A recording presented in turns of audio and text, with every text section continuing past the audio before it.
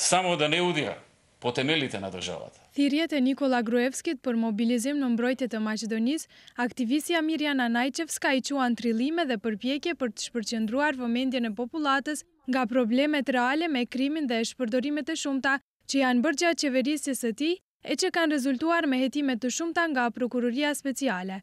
Najčevska thot se populli kërkon qeveri të përgjegjshme dhe të ndershme dhe jo vazhdim të krizës. Gruevski mora da nastapува со Gruevski ka patjetër të veprojë me kësi lloj deklaratash që të mund t'i ngjallë emocionet e qytetarëve dhe ato të defokusohen nga kërkesat themelore dhe të fokusohen në mbrojtjen e diçkaje që as nuk është sulmuar, diçka që as nuk është rrezikuar. Pra krijohet simulimi i rrezikut që të bëhet zgjim emocional, mobilizim emocional i njerëzve dhe të harrojnë për gjithë atë që është bërë në 10 vitet e kaluara. Gjithsesi, sipas Najčevskës, nuk ka vend për panik. Pasi qytetarët janë mjaftueshëm të vetëdijshëm se qeveria është në duart e tyre, ata janë bërë imund ndaj gjuhës së urrëties së politikanëve dhe nuk do të bien preje qëllimeve të Gruevskit. Mislim deka во моментов има доволно. Mendoj se për momentin ka kapacitet të mjaftueshëm qytetar në Republikën e Maqedonisë që një lloj i tillë i qasjes të mos paraqetë rrezik aq të madh siç do të mund të paraqiste para 2, 3 apo 4 viteve.